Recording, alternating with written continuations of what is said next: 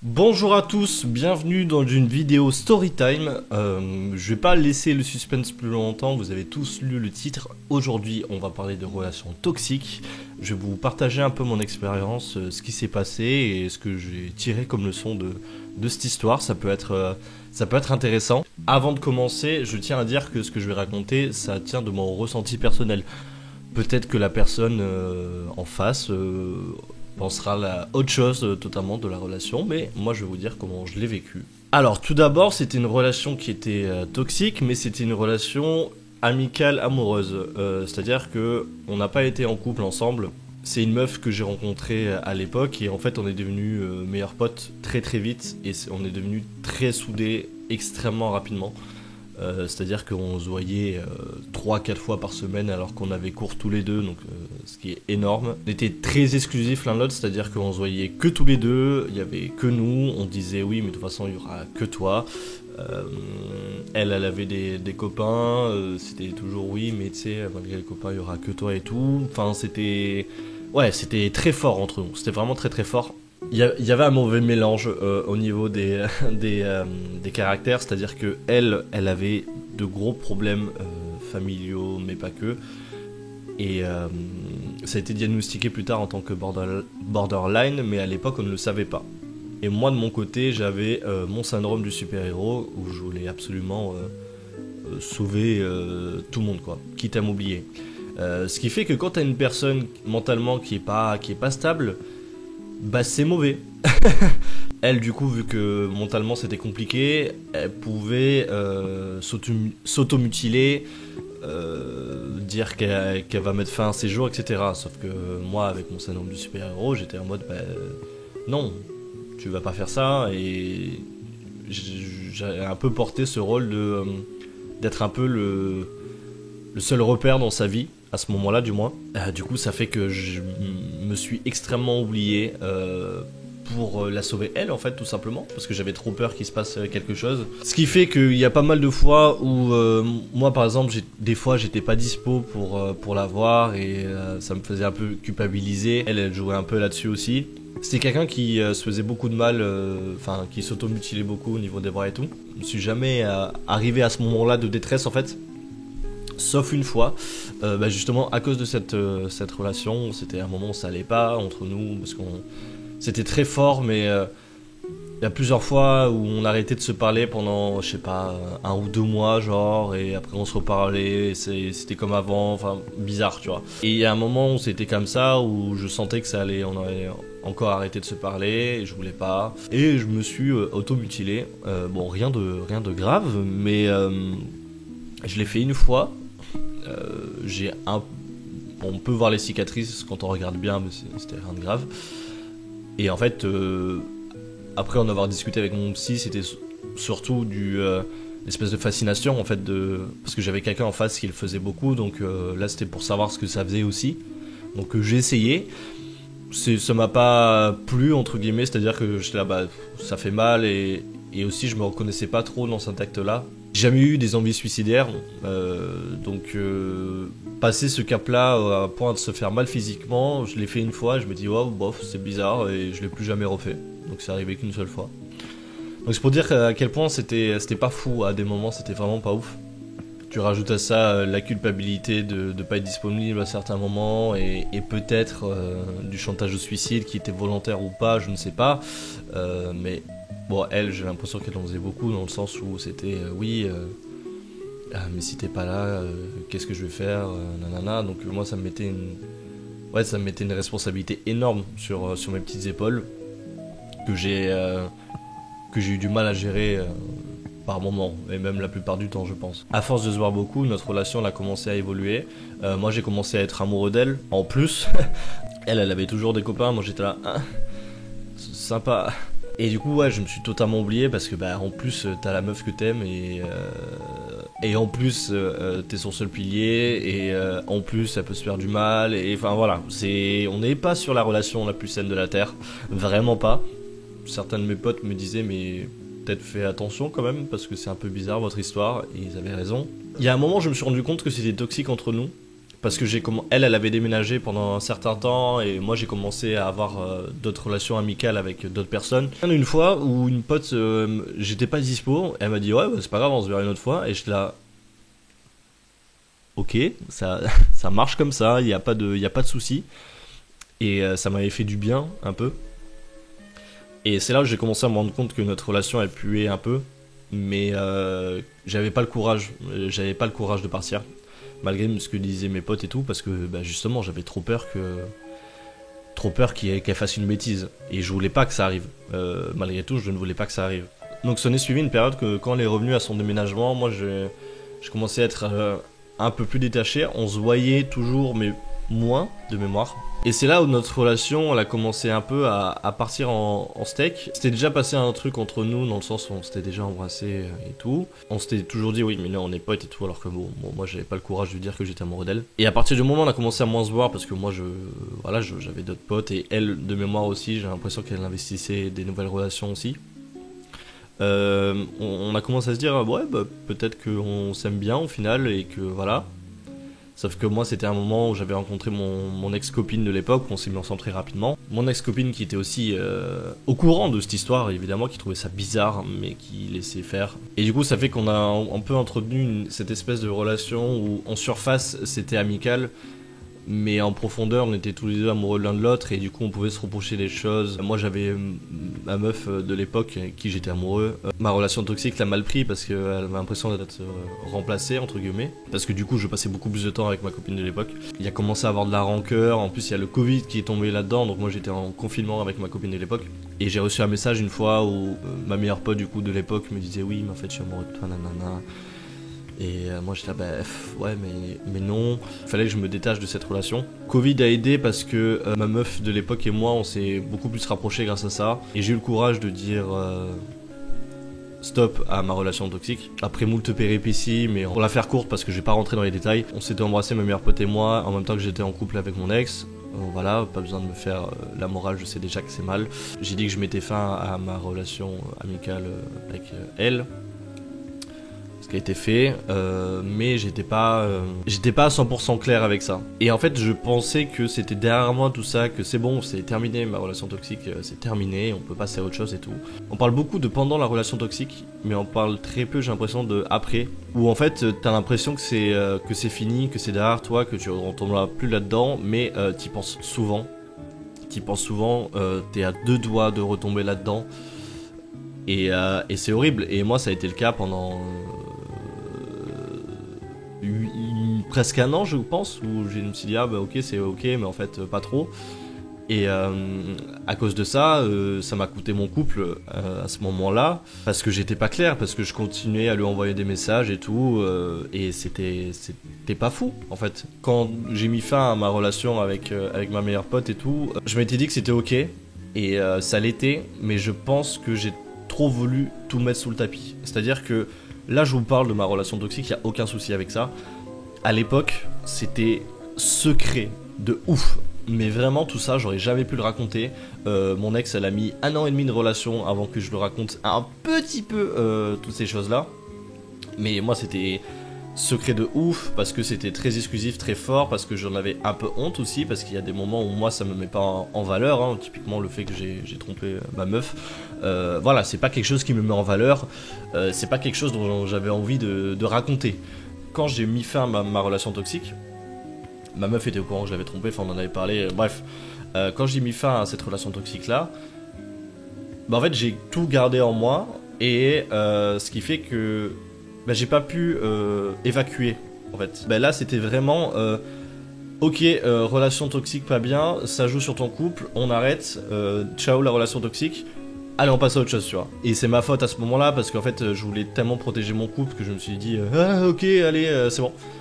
Et j'aurais dû dire bah non c'est compliqué, faut que j'en parle quoi. Et du coup ça fait que ça a alimenté ce truc là où tu penses que c'est fini mais en fait pas du tout. Et on s'est reparlé évidemment, on s'est reparlé et tout. Et après ça m'a réellement coûté mon couple où je plus été avec ma copine, en partie à cause de ça. Après que ça m'ait coûté mon couple définitivement, j'ai mis une bonne thérapie de 2 ans pour aller mieux sur ça. La thérapie n'était pas centrée sur ma relation toxique. plein d'autres choses. Mais c'est ça qui a fait que j'ai commencé ma thérapie. Et après 2 ans, ça allait beaucoup mieux et c'est pour ça que maintenant je peux en parler maintenant. Après ma thérapie, j'ai recontacté donc du coup cette personne pour qu'on discute quoi, qu'on fasse le point sur cette relation qui était toxique et tout. On s'est vu et en fait là ça a été un peu la déception. On s'est pas parlé pendant 2 ans, 2 ans et demi. Et pendant ces 2 ans, je me suis toujours dit, ouais, elle le sait. Enfin, elle sait pourquoi on se parle plus, elle sait très bien, voilà. Quand on s'est vu, j'ai appris que elle n'a jamais su pourquoi on avait arrêté de se parler. Sous prétexte qu'elle avait oublié. Donc j'étais là, c'est un peu facile quand même. Donc je lui ai tout raconté. J'ai fait vraiment le point de notre relation du début jusqu'à la fin, donc typiquement tout ce que je viens de dire dans cette vidéo. Et en fait, elle l'a pas assumé. Elle a invoqué le fait que c'était ok pour elle à ce moment-là et que moi aussi j'étais ok, ce qui est vrai. Mais en fait, ne pas voir à quel point c'était malsain, moi ça m'a extrêmement déçu. Parce que je voyais que c'était quelqu'un qui avait évolué. C'est ok, enfin je veux dire, on a eu cette relation toxique là. Il s'est rien passé de grave. Bon, ça m'a coûté une relation, mais bon, malheureusement, c'est fait, quoi. On peut dire, ouais, c'était pas bien, vas-y, basta, quoi. Et en fait, le fait de même pas avoir un pardon, ça m'a extrêmement déçu. Parce que ça coûtait rien d'avoir un pardon. Et ça, c'est quelque chose que j'ai remarqué chez les personnes qui ont un peu des manipulateurs ou ce genre de choses, c'est que quand on les met face au fait accompli, ils assument jamais. Je connais quelqu'un, c'était pareil. La personne l'a mis devant le fait accompli et il a sorti la même excuse de bah j'ai oublié. Et je trouve ça violent quand même. Un truc qui te marque pendant des années, de le balayer d'un revers de main par un j'ai oublié, je trouve ça extrêmement violent. Malheureusement, les personnes toxiques en fait, ça marche que quand l'illusion est encore là. À partir du moment où tu t'échappes un petit peu, passe à autre chose quoi. L'illusion fait plus effet et du coup j'ai oublié, non mais je vois pas de quoi tu parles. Et ouais c'est dur, je trouve ça extrêmement dur. Je pense qu'on en parle beaucoup mais c'est bien de le rappeler. S'il y a quelque chose qui va pas dans une relation, qu'elle soit amicale, amoureuse ou même familiale, barrez-vous. Une relation c'est pas fait pour être subie. Une relation, c'est fait pour que ça soit dans les deux sens. C'est fait pour que ça soit équilibré, pour que si vous voyez pas la personne pendant un moment, c'est ok avec la personne parce que ça arrive d'avoir des emplois du temps différents, de pas faire culpabiliser. Juste une relation que vous méritez en fait, tout simplement. Ce que vous pouvez donner à quelqu'un, c'est ce que vous méritez d'avoir. Et ça, c'est très important de le rappeler. Des fois, on oublie une relation amoureuse ça peut être sain. Voilà, on mérite tous des relations saines. Je sais très bien qu'il y a des personnes qui sont dans des relations amoureuses toxiques, beaucoup plus graves que ça. Je parle de femmes qui se font battre, ce genre de choses. Et je sais que c'est facile pour moi de dire ça. Je sais que ces personnes-là sont sous emprise de quelqu'un, mais c'est toujours bon de rappeler que vous ne méritez pas ça. Je sais que c'est très dur de s'en détacher. Mais moi, à ma petite échelle, je peux que vous dire de vous barrer. Parce que personne ne mérite ça. Dites-vous, personne ne mérite ça. Et quelqu'un qui vous aime dans la haine, c'est pas de l'amour. C'est juste de la manipulation. Parce que ça, c'est un truc que j'ai remarqué dans les personnes manipulatrices et toxiques et tout. C'est que c'est des personnes qui sont toujours dans la haine. Qui sont jamais dans l'amour, toujours à dire un tel c'est un connard, une telle c'est une connasse, ouais bien fait pour eux, ou ce genre de choses, et je trouve ça trop triste en fait. C'est pas de l'amour que tu peux donner, c'est un amour basé sur la haine, et c'est pas comme ça que ça marche, mais je pense que les personnes qui sont là-dedans, les personnes toxiques et tout, elles ont eu des modèles comme ça, où il leur est arrivé des choses qui font qu'elles sont construites comme ça quoi. Et je sais que cette relation, moi, ça m'a aidé parce que je tomberai plus dans les pièges, tout ça, tu vois. À partir du moment où ça devient très fort avec quelqu'un, je vais peut-être me dire, ouais, bon, on va peut-être tempérer quand même, on va faire attention. Et j'ai de la chance parce qu'il s'est rien passé de grave et que maintenant je sais reconnaître les red flags. Et ça, c'est un peu un aspect bénéfique des relations toxiques, c'est que ça nous arrive une fois. Et après, en général du moins, hein, pas tout le temps, on sait que ça n'arrivera plus. Parce qu'on reconnaît les trucs, on reconnaît les patterns, on se dit bof, j'ai pas envie de replonger là-dedans quand même. Et si vos proches vous font une réflexion, et je sais que c'est très dur des fois de remettre en question une relation amoureuse ou même amicale quand c'est très fort et tout, dites-vous que si vos proches ils vous disent que ça pue, qu'il y a quelque chose de bizarre, que c'est louche et tout, on vous dit pas ça pour rien. C'est toujours pour vous aider. Et en fait, je dis ça parce que il y a des relations toxiques où ça peut très vite tomber dans tu vois plus tes potes en fait, tu vois que moi. Parce que tes potes, t'as vu, tes potes ils parlent mal de moi, ils m'aiment pas. Et là du coup, la personne se fait passer pour une victime. Et du coup ça retourne le cerveau et la personne manipulée va dire ouais mais c'est vrai t'as raison en fait c'est eux qui sont bizarres et là tu finis dans une relation toxique et totalement indépendante de la personne en face de la personne quoi. C'est-à-dire qu'il n'y a que vous deux, comme ça a été le cas pour moi. Moi j'ai eu de la chance parce que j'avais mes proches toujours et voilà, mais en soi il n'y avait que nous deux aussi. Imaginons à ce moment-là on habitait dans une autre ville, elle et moi, totalement loin de nos proches. Mais j'aurais passé un moment avec elle, hein, mais je pense je sais pas, on aurait peut-être habité ensemble ou un truc comme ça quoi. Parce que ça m'aurait éloigné de tout le monde et que ça m'allait, puisque mon repère c'était ma relation toxique. Et aussi, ce que j'ai appris c'est que après les relations toxiques, parlez-en aussi. Parlez-en. Si des proches vous ont parlé du fait que c'était un peu bizarre et tout, peut-être commencer par là. De vous dire oui en fait t'as raison, là on a arrêté de se parler mais je pense à lui ou à elle, je me demande si c'est la bonne décision, je me demande comment elle va et tout.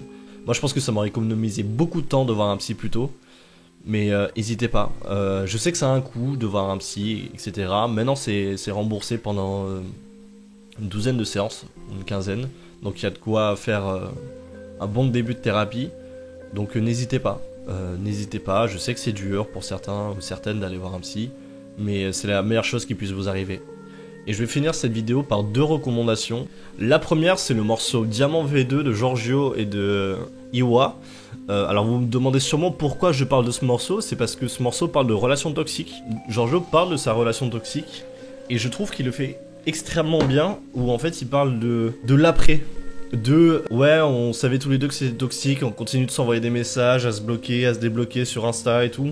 Et c'est rare les morceaux qui parlent de l'après, de la reconstruction après une relation toxique. Je trouve qu'il fait du bien pour un petit rappel et tout. C'est vraiment sympa, et puis Giorgio c'est vraiment quelqu'un qui écrit extrêmement bien, donc voilà. Diamant V2 de Giorgio, il est sur son album Année Sauvage, n'hésitez pas. On se follow, on s'unfollow comme des gosses, mais là je t'ai dit j'arrête, au revoir à jamais. Je t'ai tout donné, mais t'étais pas net, t'étais navré, les années sont passées. J'ai retrouvé ce couplet en tapant ton nom sur mon tel. Depuis tellement d'épreuves j'ai surmonté. J'espère que tu vas bien, toi et tes immenses rêves. Et ma deuxième recommandation, ça peut vous changer la vie, vraiment. C'est la BD Tant pis pour l'amour de Sophie Lambda. Tant pis pour l'amour, comment j'ai survécu à un manipulateur. Sophie Lambda parle de sa relation qu'elle a eue avec un manipulateur. Donc elle raconte la rencontre, la relation et comment elle s'en est sortie. Et c'est extrêmement bien fait. Déjà c'est drôle, donc malgré le thème un peu compliqué, c'est drôle. Il y a beaucoup de recherches avec je crois des psychanalystes qui l'ont aidé et tout, donc ça c'est trop bien. Et il y a une double page, messieurs dames, qui peut changer une vie, mais vraiment je rigole zéro. Voilà la double page, messieurs dames, c'est 30 critères pour reconnaître un manipulateur. En fait j'ai lu ce bouquin après toute l'histoire que je viens de vous raconter, parce que je trouvais le sujet pertinent, c'est bien de se renseigner et tout. En fait en lisant cette double page, je me suis rendu compte que sur 30 critères, il y en avait 22 qui correspondaient à quelqu'un que je connaissais, qui était dans notre groupe de potes avant. Et en fait, grâce à cette double page, je me suis dit, mais en fait, cette relation, cette personne, elle est toxique. On savait qu'il y avait un truc bizarre, mais on savait pas trop quoi. Et en fait, cette double page, pour moi, ça a été un déclic pour cette relation. Et après, j'ai commencé à en parler à mon entourage, et du coup, ça fait que cette personne n'est plus dans notre entourage. Mais ça m'a vraiment aidé. Et le bouquin en général, je le conseille, je l'ai conseillé un milliard de fois. Il est extrêmement bien quand on a vécu une relation toxique, pour le donner à quelqu'un où vous pensez que c'est un peu bizarre, que c'est un peu toxique, je pense que ça peut réellement aider. Et même nous-mêmes, des fois, de pas avoir des comportements qui peuvent être un peu toxiques, des fois sans le vouloir, hein. C'est très très bien de comprendre ces mécanismes-là. Donc voilà, tant pis pour l'amour, ou comment j'ai survécu à un manipulateur de Sophie Lambda, c'est vraiment extrêmement bien fait. N'hésitez pas, ça coûte 15 balles je pense, c'est assez gros. N'hésitez vraiment pas, vous pouvez sauver une vie avec ça, vraiment, je déconne zéro. Voilà, c'était tout pour cette vidéo sur les relations toxiques, j'espère qu'elle vous aura plu. Si vous voulez qu'on en discute, il y a l'espace commentaire pour. Moi je trouve que c'est un sujet qui est passionnant et qu'on pourrait en discuter des heures, il n'y a pas de souci. Si vous connaissez quelqu'un qui est dans une relation toxique et tout, je sais que ça peut être dur, mais n'oubliez pas que vous êtes un pilier pour cette personne, que même si elle ne vous écoute pas, vous avez l'impression qu'elle ne vous écoute pas, vous plantez des graines dans sa tête, et peut-être qu'un jour elles pousseront, peut-être qu'un jour non, mais au moins vous aurez essayé. Et je pense que il vaut mieux mettre des graines peut-être qu'ils pousseront jamais que ne pas en planter du tout. Je vous dis à la prochaine et prenez soin de vous en attendant et à bientôt. Ciao tout le monde.